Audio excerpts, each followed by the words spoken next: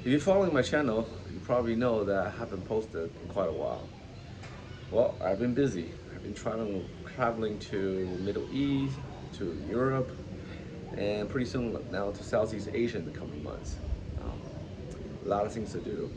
I'm wearing a batik shirt. This is typical of Malay, southern Thailand, and even Indonesia and parts of Philippines.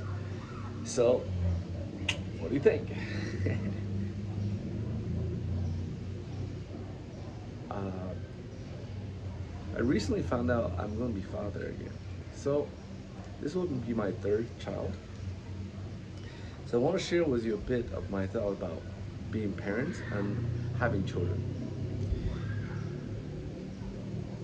If I'm a businessman, so I think about things in probability, statistics, return, and reward, and and cost, and so forth. It sounds like wow, what an unemotional, rational, and cold-hearted way to think about things. But I realize that often in life, that's the best way to make decisions.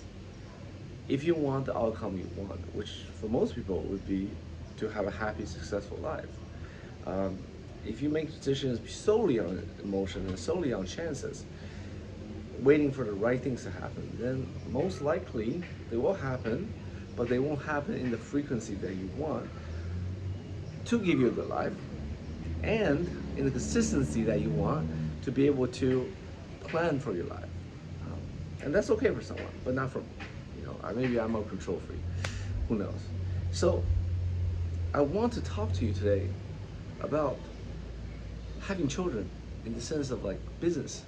So you understand why some people choose to have no children, some people choose to have lots of children, and somewhere in the middle, right?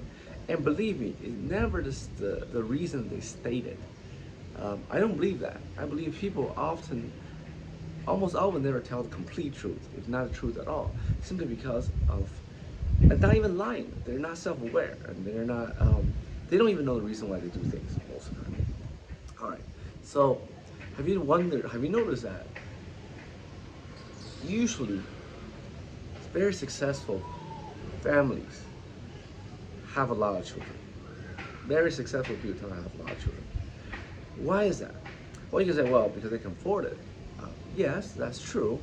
But then again, it doesn't cost a lot to have children, especially if in a developed world where there's a lot of social safety net, right? The real reason, I believe, that successful, well-planned people and families have children is for the reason of hedging. And that's for me the same way, right? Doesn't matter how good, how much effort you put into your children's education, into their upbringing. And when I say education, I don't mean just school. I mean even in the house. In fact, majority of the education you should give your children is inside your family environment, family sphere, versus relying on a third party like school to train them. But doesn't matter how good of upbringing. Every person is born with some innate um, shortcomings, defects, personality traits. I won't even call them defect, but just personality traits that will determine their success rate in life. And then there's also issue of luck, right? Who you meet in life, what school or what association or clubs you got into and didn't get into. So there's so many factors outside of parents' control. Despite the best effort in upbringing their children, there's no guarantee if you have one children or even two children that you'll have a children in your family that can continue their niche. And if you're a successful person, you work very hard for what you got in life. You don't want all that disappear after you die. You don't want children to wastefully spend your money. You want them to continue, right? You want to produce more children. That's a fundamental desire of our human DNA, is to prolong. And since we have not overcome the aging issue, the only way to prolong us is through our children. That is it. That is it. It's no other way, as far as I can see. Therefore, you'll notice successful people tend to have a lot of children. Maybe with one woman, maybe with multiple women, as like Elon Musk, um, but generally they have a lot of children. There are successful people that do not choose not to have children. Now, they do that, I understand it, because they're more self-focused, right? I'm not making judgment of selfishness. I'm just saying they're self-focused in the sense that they understand the complexity of the world. Maybe they don't feel they have the capacity to raise a person in that environment. In that environment. So they say, you know what? I made the money. It's hard. I just want to spend it on myself. I want to enjoy life. I want to do whatever I want to do. And when I'm done, I'm done. I'm checking out. You tend to see this more in Western society because of individualistic culture than Eastern society, where it's focused on family. So, at least here in Asia, especially in Southeast Asia, you see that rich people tend to have a lot of children.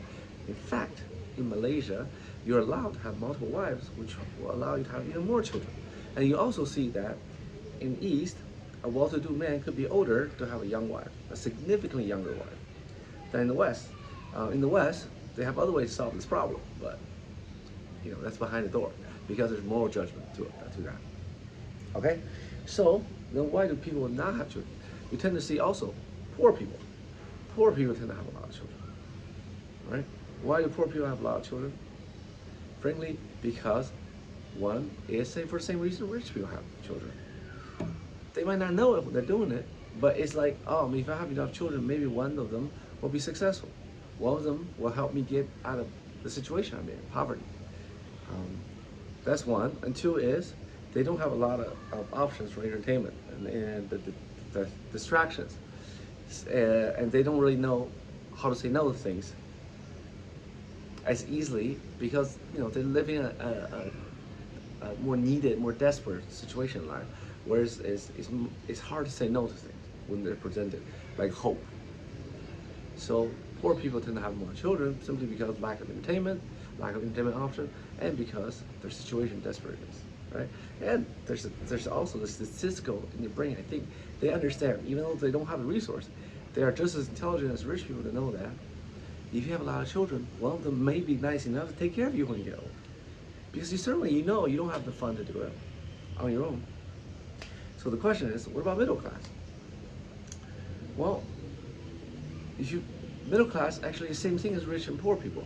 So some people have a lot of children, some people don't.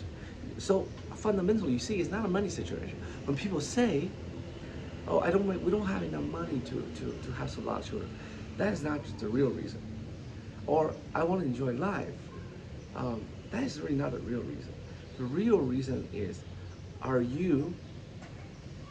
do you have a long-term mindset of I want to propagate my lineage, and to do that, there's a statistical probability that at least majority of your children will not be successful in life, despite your best effort.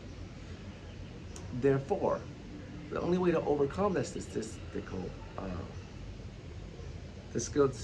reality is what nature does, which is procreate and multiply as much as you can, and let natural selection determine. If you have 10 children, usually at least two will be okay, or even extraordinary. The rest of it, maybe just okay, right? Then there's going to be a couple failures. But if you have just one, you're betting all your eggs in one basket. It's going to be hard for success.